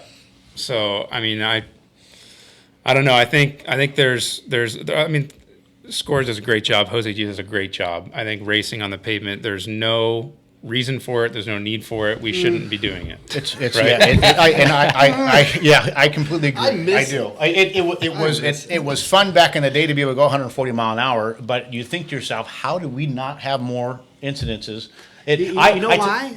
Everybody was terrified of us. You're probably right. Now So nobody's scared of us. I tell you what, and maybe you guys are the same boat, but I get more anxiety going the speed limit to make sure I'm not going over it than when I'm racing. Absolutely. Absolutely. I'm glued to the thing. You know, your anxiety's through the roof when you're. Well, and because guys behind you or guys in front of you can make up Make a time, time, or yeah. you can lose time, especially down south of San Felipe when you have 50 miles of it straight of doing some 37, some 60. Then with the hurricane, there was washouts in the highway. Did any of you guys take the bridges? Any of you guys do the bridges? I didn't get that far. Andy, did you take the bridges? No, I didn't take the You bridges. went around? Well, some of it, like, where, let's see, Port Acetas, where there's big holes and stuff like that, and it's 37 miles an hour, or some places even where it's 60 miles an hour. Yeah. It's race speed just to get there because of the obstacles Right. that, Sure. that are there. Right. And back to what you were saying about having 50 miles of pavement, half a mile an hour quicker than the next guy on the speed zone. They're Yeah. now, a half a mile caught up to you. Right, So it's really exactly. important that you're on that chip, on that electronic limiter the whole way, and you really focus on that. It's a lot of anxiety. I'll agree with you, Ryan. And the thing it is, because you do have to watch it, even though we have limiters. Like if you're doing a downhill section, you can easily go faster than what the limiter is allowing you to go. You can go over that. So it's not too hard. Last year at the 1,000, our limiter failed at the start, so we had to manage it manually. It was so gnarly. That's a lot of concentration. That San Ignacio section at 37, Yeah. we were like at 22. So much of it. I know, because you don't want Like to we're go over. losing You the don't race want to right now. Yeah. We're losing the race right now. Exactly. And I said it goes back to like what the whole conversation was is trying to make it. I mean, we're trying to make it so we don't have any more incidences down there. Now it's never foolproof that you're not going to, but especially with two-way traffic now, as many fans as we have out there now, I know what he's attempting to do. I'm very happy. That SCORE actually stood by what they said at the drivers' meeting, and they actually implemented the penalties. And I know it ended up going to CRB, but I thought that was very stand-up of them to do that. I wasn't sorry. That wasn't a joke. No, you want to know what made me mad was about 4 years ago that it was like very clear: do not jump the highway, 15 miles an hour. Yeah, that's San Felipe or something. Got it. Yeah. Come to the cones, 15 miles an hour through the cones, 15 miles an hour over the highway, and out through the end of the speed zone or cone zone. When we got there, we're like 15 miles an hour. Brrr. I don't know. We were like somewhere in the mix in the top 5, whatever. Then like people are messaging me photos. Look at this air shot. Guys jumping over the highway. I'm like, what are we doing? Yeah. Are we going 15 or are we jumping the highway? Yeah. Which one's it gonna be? Because if we're allowed to jump, let me know. I'm in. Yeah, So well, yeah. and that for me, sidebar, I've been the total opposite end of the spectrum because I run a little more nervous and I'm very careful, and I never would get in a situation where I would speed on crossing the highway or going on or off or whatever. Like so, I'm like total opposite end of the spectrum. So I don't disrespect anybody for what they do, but I like you applaud the rules being enforced because it's going to give us a better grounding of what we can and can't do and what we should and shouldn't do. Yeah. Is it don't do it, wink wink, or don't do it? Well, it goes back to like the past, and if Jose G never said any of this in the drivers' meeting, and it was the same as what it's always been, then I can see where Rob would do that because he's risking taking a 1 to 2 minute penalty, whatever it is, so very, very minimal at that point. Which is very race car driver of him to do early in the race, losing a position. Yeah. Getting behind your dust. For sure. And now who knows what's going to happen or if he's going to make a mistake in your dust. Exactly. So trying to gain an advantage is kind of what we all do. No, you're always thinking about every way that you can you can make up time. Yeah. Unfortunately, I think the days of us trying to do that on the highway need to stop. And I think this was a prime example. And then Luke's incident with Ricky, another prime example because they actually touched. I mean, that put Luke sideways. That could have been that. Did you see that one? I didn't. Yeah. You missed that one too? I missed that. No, I remember yours. I remember seeing yours. So speaking of race promoters and decisions like that, we have a guy here that might know a little something about that. Let's bring in Dave Cole real quick. See what he thinks about this. Come on in, Mr. Dave Cole. Come on in. Dave Cole, please. He's got his flip flops on. It's raining outside. Come on in. Oh, sit over there. Yeah. Do we just have a power outage? In the plastic seats. There's no power outage. No, there's no. All their power Is it is a generator? on. Hold on, it's got the We're lights still, outside. Wait, someone turn off the lights in the back room is all. There we go. Good double Nice. up. Did he double it up? Oh yeah, that's been approved now. Come on, Dave, scoot over. Oh, be careful what you do with the chair, though. Those aren't the Dan McMillin approved chairs. For those of you that don't know, we had a chair break underneath Dan McMillin one day, and so the chair thing's become. And he's never going to live it down. Issue. It was epic.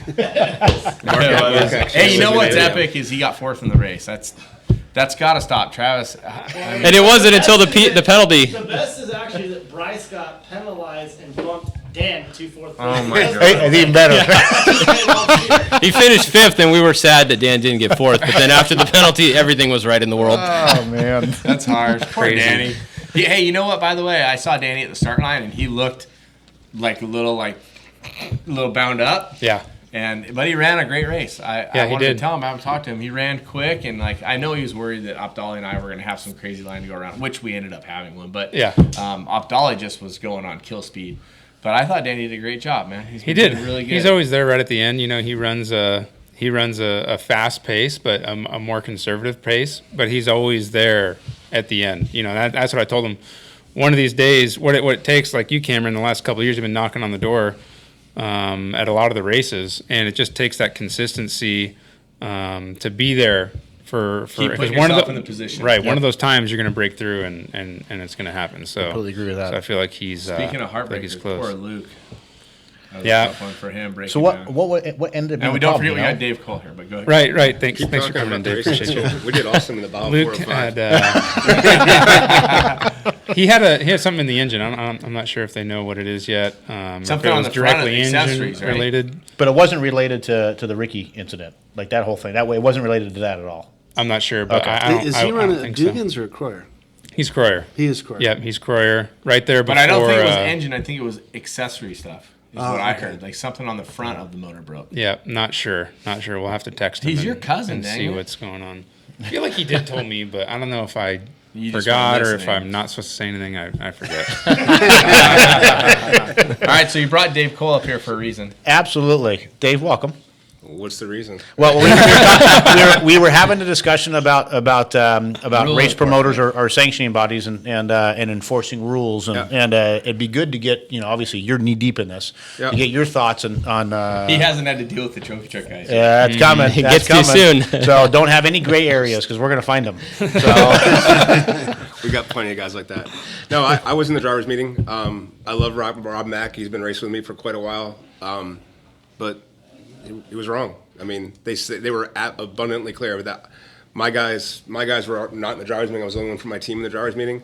So that was the number one thing I walked out with is you got to hit the waypoint. Do not pass on the highway.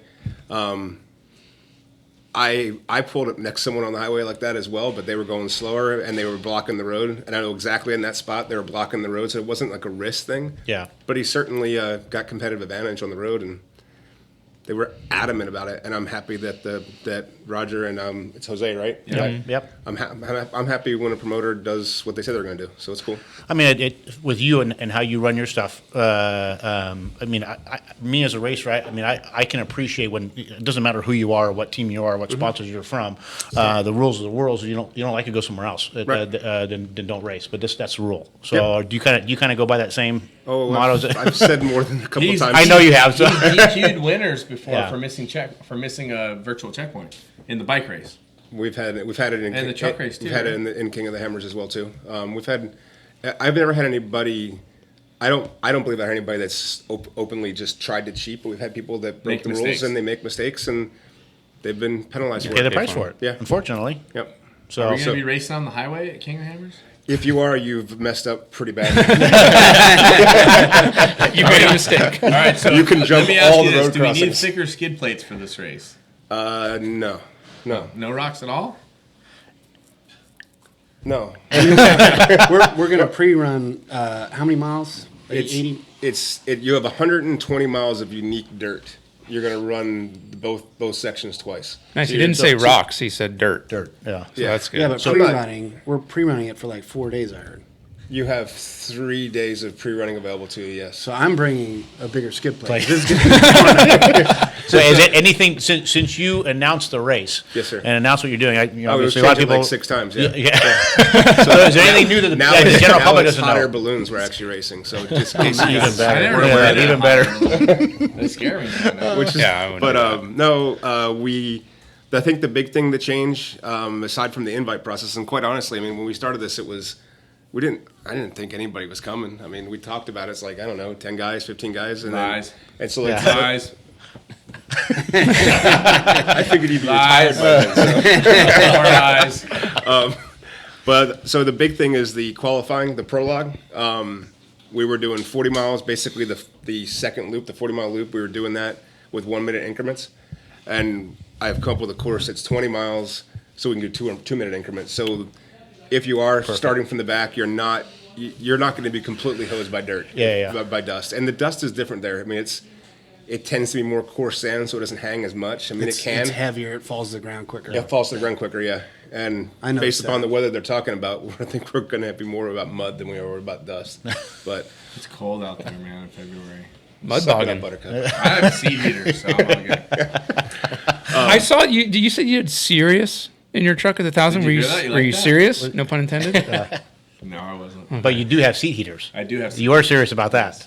Yes, 100%. Maybe that led to your win. Maybe. Extra I warm was at night. warm. And It'll here, be cold when you're lining up. for here, sure. here I thought of my air conditioning, and I know you have it too. I don't know if you have it, BJ, but that thing Yeah. that thing is worth its weight in gold. Yeah, That it's thing- great. I never get I should have hot. invested in that when Oh I put my it in God. my truck because Never get hot. I think there's Oh, something like I do. hotcakes. I sweat You so wear, bad. You wear the shirt, or you actually you're showing the air? No, I mean it's air. It's air. It's air. Oh, the cold yeah, air. it's cold air in your Blows helmet. on Yeah, Yeah. and it just All just these- cooling your all head these enough. fancy It's amazing. pants, trophy truck guys with So the are air we all? conditioning. Are we all? You all, including me, I guess. Are we all planning on going to the King of the Hammers race? I know I am. Yes, Yeah. yes. Yeah. BJ, everyone. As long as we get our sponsorship deals, we'll be there. All right. Well, you better get working on that, dude. kinda It's tried. almost 2019. I know. I'm working on it. But it's a good thing you waited till now after the 1,000. Yeah. That was You got some leverage that now, was yeah. very creative. Travis doesn't want to be my agent. He's Andy, Bryce, and BJ's agent. He's busy. Are you, BJ? Are you showing up with the 2-wheel drive truck? Because I hear it through the grapevine. You know, this could be very false that you have a new truck coming. I do. I'm joining the 4-wheel drive party. Ooh. I'm actually surprised you didn't build one of those. I really am. Yeah, I didn't think it was ready at the time. Yeah. And I really wanted to be competitive and try to win races. Yeah. Let somebody else spend the money on development. Let someone else with deeper pockets Yeah, spend the money it's on some money. Yeah. Oh yeah. making sure that I'm they got all pretty the parts excited figured about out. Yep. Dave made a joke. 4-wheel drive will never work. 4-wheel drive will never work. King of the Hammers guy. 4-wheel drive is dumb. So what kind of truck are you building? What chassis? What chassis? It is going to be a Toyota Tundra chassis. Okay. Who's building it? Or who's designing it? Dave Peralt, same guy that built Rampage. Dave's a good Dave guy. and Ivan. They're doing a great job. We've been talking about So the it for former years. SPD guys, now Dave is ID, ID. Designs. ID Yep. Designs, yeah. Yeah. Yeah. So yeah, they're a heralded builder. They built some They're- great trucks, but also Right. lots of innovative parts. And Yeah, I think they're NASA, the only they do guys, NASA stuff? Yeah, they're the only guys that have that build trophy trucks that have put stuff in space, which Yeah, is that's super rad. Very, very smart guys. I've been talking to Dave about this truck for like 5 years. And trying to find a budget to get it put together, and then 4-wheel drive came along, the last 3 years, and we wanted to do 4-wheel drive. And when it came time to do it, I said, you know what we're both interested in, and we've had a lot of discussions about that. And I said, I don't care what you do, just leave me inches. He says, what do you mean? I said, I need inches for headroom, I need inches for legroom, and I want as many cubic inches as I can put in the engine bay. So Lots of inches. Lots of inches. Okay. Lots of inches. How far to along know. are we in this process? Well, we're sticking tubes together this week. Hey, so that's coming together. That's welding So, happening. Yeah. It's been a lot of work on the computer to get everything figured out. The way Yeah. he Where wants you it put the to air work. conditioning, Yeah. where his phone is for Instagram. Exactly, 'Cause yeah. You have a hole in your glove, right? So you can Instagram. Oh while yeah, you're yeah. No, I driving. got special gloves that have a layer of my skin super glued to the fingertips. That's So you hit the Those record are- button. Stuff right there. Facebook Live. I know. Hey, so I know. what- I know. Dave and I like to have things right before they go build. I mean, they're Yeah. they're proper. They're proper guys. He's done a great job. Rampage is 15 years old, and I've managed to win some championships in it and some races, and it's been pretty good. And I've beaten the hell out of it. I've crashed a couple times, and I'm really happy with it. It's been a really good truck, and I'm looking forward to driving a mid-engine truck that's got a lot of traction and a lot of horsepower. Mid-engine. So okay. I'm with you, Throwing some Andy. stuff out? Right now, still, I think the 4-wheel drive is likely the future, but I'm still not totally sold that right now is the time. Yeah. I think strategy-wise, it might play into it more than speed-wise, because if you look at the times at the 1,000 and the 500, it really doesn't fur it out. Vegas Reno might be an anomaly because of the graded roads and whatever. I still don't think it's 100% proven, which we've seen already. Yeah, But I absolutely. do have a lot of respect for what the Geysers, the Masons, and the ID guys, all the four-wheel drive stuff. I think it's awesome, and I think it is coming. It's going to be a part of it, but Have you driven one yet? I have not. I know you have. I have. And I was pretty freaking impressed with it. Which one did you drive? I drove the Team C C one? one. Yeah. I'm not saying it's not happening right now, and they're not fast. I'm just saying. I think what's happened. I agree with you. I agree with you. It for me it really opened up a new light in sand washes and on graded roads in the rough. It was kind of it's still case. yeah. It's all about the transfer case. It overall I was very impressed. I still don't see the changeover yet where it's just going to be dominant over the two-wheel drives yet. Now I think that day will come, and I think eventually it's going to go that route. Well, I don't we're think it's learning yet. so fast, about the system because we got a couple other trucks out there running four-wheel drive, and so the guys that are prepping the trucks and the engineers, they're learning a lot about it. Dave's learning a lot about it, so For sure. he's designed some stuff that I think is going to be a little bit stronger than some of the other stuff that's out there. So you talk about fuel mileage being a big deal earlier. Do you think you'll get better mileage because Absolutely. four-wheel drive? Absolutely. You're using way less power, way less throttle, right? And 'Cause tires. It's easier. I know that at the first 170 miles at the 1,000, that my fuel mileage was the same in my two-wheel drive as the Team C all-wheel drive fuel mileage was. The same? Same. Yeah, I mean, they're running 1,100 horsepower Yeah. big block. Granted, the tires are spinning a lot less, so the tires are going to go a lot further. Like I said, I But don't there's think still a lot that of power you're I don't putting think into it's those become cut and dry that the four-wheel drives, like, if you don't Agreed. have a four-wheel drive and I it's agree. 1,000, you're Yeah, not you gonna might as well, win. you might as well go. I think home. for me, I the agree. big thing I was, agree. so when Geyser came out with theirs, it kind of changed. Everyone was like, okay, we should pay attention. And then when Justin won Parker that year in 2016, it was like, wow, Oh, geez, we Yeah. better Yeah. get that's on it. crazy. Yeah. And then he did well. He finished second a couple times at some races. I think he won terrible. What's that race? Terriblestown or not? Silver Terriblestown. State. Silver Silver State. State, Thank yeah. you. Yeah. That would cater to that. And then truck. and then Silver State's and then rally- Team C came out with their rally, so- truck, and they've had some issues they've been working on. Bryce came out with his truck, did really well at Vegas to Reno, way better than I anticipated it going, and that didn't even end up being drivetrain that took him out. It was a flat tire and a jack issue. And then I said, okay, the 1,000's really going to be the tell-all, because if you're going to have a truck that's going to be capable of winning a race and finishing a Baja 1000, that's what's going to have to prove itself. Yep. In order for, I think, people to start jumping on the bandwagon. And I think, Bryce did really well at the 1,000. I think he had a power steering issue. The Team C truck was leading the race up until Europan when they had a spindle break. They both ended up finishing the race after their minor issues, none drivetrain related. And for me, I think that was the turning point I would say that spindle is drivetrain related because of the way the hubs work, right? I mean, you got to think that maybe it could be. How's that? That was the same spindle that in the Luke altercation on the highway. That was the same side that when Luke touched. ran into him. So Right. who knows? Makes you Maybe think. that would have You don't led know, to yeah. a stress fracture. Who knows? Yeah. It's the same side. Yep. Yeah. Good I point. haven't looked at Bryce's truck. Does he have like the inboard or the outboard, or is it just No, like the portal hubs. the portals? No, he just has a standard. Well, how is he getting enough wheel travel to make it work in the bumps? And I think his truck's a little wider, and I know his offset on his wheels a lot more, so I think his axle angle isn't as bad. I know it doesn't have as much travel as, say, the Team C truck or Do maybe we know your how new much truck. it has? I don't know. I would guess. If he knew, he wouldn't tell you. I would guess Well, I mean, 19 or what 20 would or a 21. truck A have? basic Ultra 4 car is between 20 and 22. So I would assume those guys are getting Yeah. at least 26, 24, 26. Well, that's pretty Well, good. that's pretty much what 24, yeah, 26, I think yeah. is Yeah. a stretch. A bad Ultra 4 IFS car is 19. Yeah. And the good ones are 21, 22. Well, the other thing too is And that's without an exotic diff. Two-Worth's got that really narrow diff now and all that stuff. But Yeah. is dealing with that with the transfer case up front, not getting the approach angle as well. You get a little bit less Yeah. approach angle than the two-wheel drive has. Yeah, So you're kind of ground fighting clearance. that just a little bit for the really big ditches. Right. Yeah, but the so- really big stuff, if you go like this, just floored. Yeah. like a RC car. Or something. Yeah. Well, I think with the King of the Hammers race, it came out that's gonna dictate the starting position for San Felipe. Started to talk about the 2019 season coming upon us.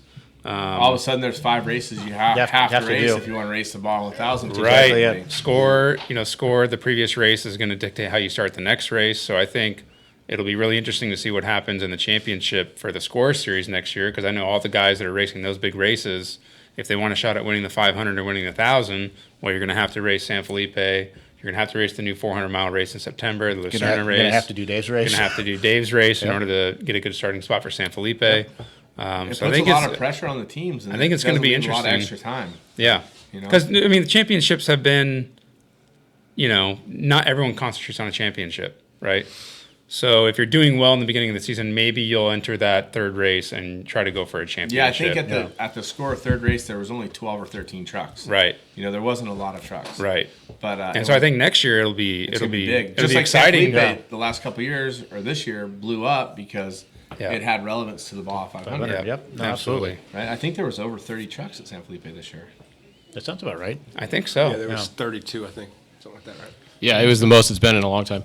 I was actually surprised that there wasn't over 40 trucks at the Baja 1000. But I know we there's had a lot like of good 30 or team-ups. 31, including the legends. I think there was more. We only than had that. 31 I thought trucks there was at the more than 1,000. I that. thought it was. The list is right there. 31 at qualifying maybe, or maybe I don't know. There's 30 spec trucks almost, I think 29 spec trucks. So. Yep. Yes, It's pretty crazy where it's going. So what do you guys think? 30 if I counted right. If all of a sudden the four-wheel drives start dominating, is there a split class? Is there four-wheel drives and two-wheel drives? Still racing for the overall? Is it a different two classes? Before we do that, we should have a class for people that drive the entire distance. Even though I didn't this year, I enjoy it, but we should just have a class for Ironman. Well, you can have an Ironman. But you don't want to do that because you don't Yeah. want to beat, Here, I'll two tell you- guys or one guy. You're racing against yourself. Well, no, they're still racing for the overall, though. Just like the legends are still racing for the overall. So technically, you're still racing for that overall, but you could race within the class. But I'll tell you what, BJ, I guarantee if you go to Roger and say, "Hey, I got 20 grand that I want to put up for the purse for an Ironman and trophy truck and have its own designation," no problem. I bet you can get I just inside don't know. the class. I don't know how we would do that and guarantee it. We'd have to cut people open and put tracking devices in their butt cheek or something like that. I think it's just like the speeding on the highway and all that. It's got to be on the honor too. I mean, if there's no honor among thieves, where are we? Right. I mean, it's part of what we do. There's got to be some. I still honor like the to it. M-Plan idea. Are you so Cameron? You next year? What's your racing? I guess you're still in sponsor Still mode. sponsor mode. You're trying but to right figure now, out. tentatively speaking, we have we bought another trophy truck. The team bought Bryce's two-wheel drive, and right now we're gonna race King of the Hammers and the entire Score series with the 16, and then the 64 I think will be the number. Bobby Picoy and Pat Dean are gonna race the Baja 500 and Baja 1000. It's still to be seen if they're gonna add now that this all has happened, and I know that they can go to qualifying at King of the Hammers now. Bobby drove the Baja 1000 with us and was, I think, 8th or 9th overall last year. So I don't know if we're going to add that or not. It's just a lot of racing and a lot of motors and a lot of, all of a sudden there's more and more miles. I mean, you used to be able to use your engine for a couple more races, but now San Felipe is going to be closer to 400 miles. They said last year. We already know the TJ race that was 120 miles is going to be 400 miles. Right. So that's like all of a sudden the schedule's getting really, really busy. With Your that's motor interesting. swaps are going to be the motor. That's part motor- of the- yeah. The Menzies truck came with an extra motor, so that was part of the idea too. Yeah. I noticed that you didn't mention the Mint 400. Was that on purpose or not? Have you been racing that? I haven't. Didn't go last year. Okay. I went to Fiji instead. It was awesome. Went surfing and hung out with my daughter. Nice. Good. Nice. I love the Mint 400. I think the Martelli brothers are doing an exceptional job. For me, it's just really hard in the schedule because we're super I'm sure you guys realize that we're close to winning San Felipe a few times, and that's like my favorite race.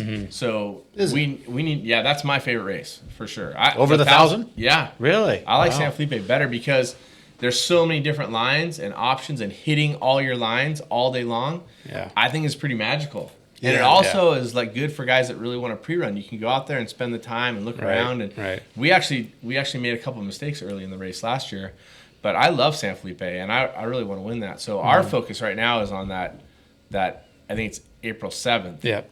And I really want to make that a big part of our schedule.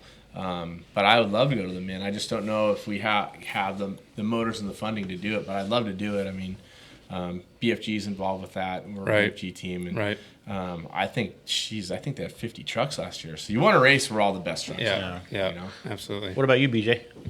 I'm going to do Mint 400, Vegas Reno, and then a full Score series. And the Invitational. And the Invitational. So that's a big schedule right there. Yep. I mean, that's 7 races. real 8, quick. right? 8 races. All the Score and his race. it's 5. And and yeah, mint. sorry, Yeah. 7. My math wasn't very good. So, real quick, let's go back to San Felipe. Since you do such a good job there, I'm not afraid to admit my weaknesses. I come through there on the pre-runner and, doing a lot of pre-runner and stuff like that, and I try and figure out lines. I've been a little bit weak there. I always have. I come through in the pre-runner, and stuff is so big, you get to going like 45, 50 miles an hour in the pre-runner, and then the race truck, you just cannot stop it. It's going 95 miles an hour. How are you making those intersections and linking everything up? Sometimes you just I just slow down to make the turn to make sure. And it was pretty cool this year because we were second on the road. What race was that? Yeah. 500. 500? 500 We we were were second on the 500 road. were second on the road, but we raced through San Felipe, and I could see. Yeah, you could see the everywhere tracks. I slowed down to make a turn into something, Rob was already there. I was like, Jerk! I did notice that 1,002 going through the San Felipe washes with 3 or 4 trucks in front of me, or 2 trucks in front of me. It was Luke and RJ. And you can see, those trucks are so heavy, and in the sand, they dig such an Yeah, impression it that you pushes can it all see the out. lines everyone's taking Yeah. going through the different splits. It was pretty interesting. It was We were all pretty taking crazy. the I same think lines. San Felipe was one of the hardest races to pre-run in like 5 years. Yeah. Because there were so many lines, and what happened was there's so many trophy trucks because of the qualifying for the 500. All of a sudden, it wasn't just there was lines over lines over lines over lines over lines. Right. Like you It's could like be pre-running 1,000 because Yeah. there's so much mileage. Yeah. I always said Spend a whole day in a wash. you could spend 3 days alone pre-running just one wash if you really wanted to dissect it and try to figure it out. It's insane. And you're When you race the whole Matomi, all those different lines Oh, and fingers and yeah. the rocks and like trying to figure out what's the fastest and what's the best way, you could spend days in there. Right. It's And insane. there's times, like you said, there's times you don't hit your line because maybe the truck just doesn't want to go that way when Yeah. you get to that point. Well, there's also It's some like, other okay, energy. I guess this is where the truck wants to go. That's where Yeah. we're going. Yeah, for and then sure. you miss No, them that's all. the big one. I know exactly. You miss This them screws you all. up. So Yeah, I've done that. sometimes you miss one and you miss 6 of them. Yeah. It's Yeah. insane. But the thing is, I think too that there's something to be said for just keeping the truck going straight in the best line because that's what the truck wants, or in the straightest line. Yeah. That's what the truck wants to do. That's what I've found And so is- one thing that I think is a mistake when I was pre-running the buggy is we'd be out looking at stuff, right? And you'd be in the truck and you're like, just like you're saying, there's Yeah. no way. Yeah. No way we can And then do you that. bleed off so much Yeah. speed to try and make that corner. Yeah. It Yeah. almost doesn't make sense in the end. But When hey, we it got to just- wrap up the show really quick. Ryan, your schedule for next year. This is your first year running your whole thing with Kyle Washington and Yep, Levi's yep, truck. yep. Is We're that working on. going to continue? Yes, it will. It will. We're just trying to finalize what races we're going to do. I'm pretty sure. I know we're going to do Dave's race, which is going to lead us into the score stuff. It's just whether he wants to do the mint or not. But that's the direction we're looking right now. I'm excited. Kyle's been great. He's learned a lot as a navigator and as a team owner, and it's been a dream come true for me. So it's Yeah, been you guys fantastic. had And a great you? year. No. I'm going to do King of the Hammers, Mint 400, and the score stuff. I'm gonna say 90%. That's my schedule. I think the mint is so big, it's hard to miss something that big. But Dave, what is the name of your race? Because everyone calls it King of Hammers. What is the full name of it? It's the Toyo Tires Invitational presented by Monster Energy Drink. There we go. All right. was really So some good. people were I asking just- what race it is because it's new. So that's what race it is. The It's Toyo Tires Invitational presented by Monster Energy. So if you're gonna shorten it, you just call it the Invitational. That's what I've been. I've been Yeah, it's calling called the Toyo Tires Say the Invitation. Toyo Tires. Toyo Tires. One thing we didn't do this I've been show, calling it Monster was short there to any that. questions anyone had I was that saying are the money really race. controversial for anyone to answer The money race. you could pick out? The Toyo, really the too Toyo much. Tires Big right. Money Invitational. Yeah, the big money. Big Money Invitational. Big money. Somebody said that Dang, cool. Bryce said he has the same travel in the 4-wheel drive that he had in his 2-wheel drive. So whatever that truck, right? Whatever that thing has, that's how much travel he has in the front. 24 and a half, Don't measure. 25. Whatever it is, Yeah, it's that's right out there in the about- shop. Yeah, that's I don't know. Whatever. gonna Like have I to said, fact check the that. 4-wheel drive's coming, and I believe in it. But I'm not sure that it's there just yet. Yeah. I had one last question for BJ. Yeah, we talked about what part of the brain we use for like qualifying versus the race. I want to know what part of your brain you use for your videos. But, all that's honestly, it's really easy. Once you know like what the truck can do, you just got to find something big. It's pretty awesome. I mean, It's really just. it's neat to watch, especially as a driver to watch another driver do that. It is pretty cool. Right. Well, It's I'd impressive. seen, 10 years ago or whatever, when Ken did his video, Ken Block did his video with his rally car, I immediately was like, I want to showcase a race truck because I think our race trucks are cooler than rally drivers' race cars, and we all know that for a fact. But you just got to find, first off, you got to find a budget to put something like that together because it is extremely expensive. Yeah, I can imagine. And then you got to pull permits. It's a lot to get together. We're working on our next one right now, so we're hoping we can get it together and film it early next year. Any hints on where it's at? Or do you even know? We don't know. We're looking at a couple different places. The moon. I got a question. Are any of you guys going to come out to the Hammers and play on that dirt before the course is available? The course is available on Friday before the race. I'm going. So are we going to go pre-run? You mean? Yeah. Are you going to go out and play in that desert on different things? Oh yeah. Okay. Yeah. You mean prior to you even being out there? Yeah. Well, I mean testing or? Yeah, Oh, I'll be I out see there what on you're saying. January Okay, 11th. Yeah. But just before the course release, are you going to go out there and just see that section? That it's just different dirt. I mean, it's still dirt, but it's different dirt. So, Is it legal? it's open area. It's open desert. It's public. It's there a public land. course map? So go peel As it long off. as you got your green sticker. Right. I do. Don't go on the Marine base. I don't know where that is. You'll see the sign. That's the problem. I've never actually gone that. I mean, I used to test quite a bit. There it is. Around You're not that fast. around the Soggy Dry Lake area, all in Yeah, there. which is Soggy's still there. and Melville. and I used to love it. We like when we did the Trailblazer stuff. Yeah. Was all out there. And it was just different than Barstow because you go to Barstow and you hammer the crap out I of don't go to Barstow. Barstow. It, Hey, how many cars are entered? I'm just curious. How many tracks? I don't even know. I think we're 12, 15, some. Is there I a haven't cap? even entered yet. we haven't haven't either. entered? So No. we haven't either. My bad. When's our cutoff? I'll get on it, Dave. Last week. You guys are not eligible for the 100 grand. What's the cutoff so everybody knows? The cutoff, it just gets more expensive. Like I think in 10 days it gets more expensive. Okay. So yeah, register now. Register in the next 10 days. No, tell them to wait. Then there's more money. I'd rather have a full field and be ready to race than deal with all the. It's going to be Fish, cool. what's going to be so that's going to conclude our show. Everyone, thank you for tuning in. Other than me telling Normally everybody to Cameron come does down. this. He's so much better at it. Thanks for Well, having what's us. gonna Come down to be- Baja HQ. What's buy up with something. FishGistics for 2019? What are your plans? Good question. And where Good does this go question. from here? Oh, put me on the spot, huh? yeah. We're gonna keep doing the same thing we've been Are you doing. quitting your day job yet? Not yet. No, not making enough yet. Keep I gotta talk to sharing, this keep guy behind me. liking, keep Is Travis going to put up just a little bit more money? That's because Travis is skimming too much off the deal.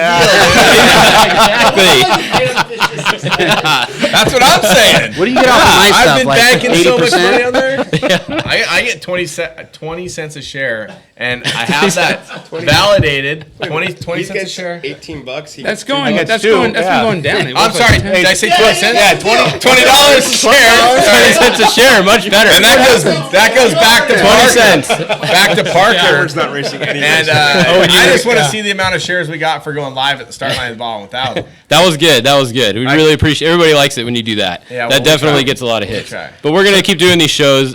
Thanks you guys for coming on. Everybody And really likes FishGistics these. is a tracking service available to Yes. teams that pay for it. We had Yes. FishGistics tracking at the race. Yep, and Dave had it. We have a couple people had it. I kind of just do My it. Stella didn't work. My Stella was tracking Yeah. a different truck. Are That's you bringing good. your That's service good. I to got to King of say the that Hammers? actually. Yeah, Dave's car at the Baja 1000's tracker did not work. So if he didn't have the FishGistics was tracker, awesome in he the would not speeches. have known where it was. Yeah, I'm sure. So that's a reason why you use it right there. Selling point. And So we're gonna are keep you doing be that. tracking at King of the Hammers and working there? I'm going to be out there. I can't miss gonna that do- race. you It's gonna going do to a be live too show much there? fun for me to sit at my house and watch. So I'm going to come out Live there. show from the lake bed. Yeah, we're going to go to the lake bed. We'll do it from the lake He's bed. asking Wherever. you to do live show from the lake bed. We'll go wherever the cool spot's going to be. No, he's asking you if And you do want to live. show. And be a live show. What we could do this. Yeah, Do it the day before the race. There you go. There we That go. cost you a couple bucks. Cameron, you're the best. You sign us off. You're not. Yeah, the Cameron's gonna host, sign it off. Stan, but please, you're so much better. Right on. Well, thank you to our guests here at the Wieners with Winners here at Baja HQ. Thank you to everybody that made the time for come down to FishGistics. And thanks to the fans, the people of Baja, the people that support us going racing. And importantly, thank you to all the stars of the sport who are supporting FishGistics and all the media around the sport. Because without people like this and the happenings that we get to share with people, being tighter. Right. You know, it's not a broadcaster asking funky questions. It's the drivers straight talking Yeah, what conversation. they're thinking. And maybe it's not exactly the topic the fans want that day, but they're getting the topic of the hour that's hot on our minds. And I think that's important. The fans have that direct contact. You guys can send your questions anytime. Please share this video. And hey, remember, log on to FishGistics, have some fun, and we'll see you next time we talk about racing here at FishGistics. Bye.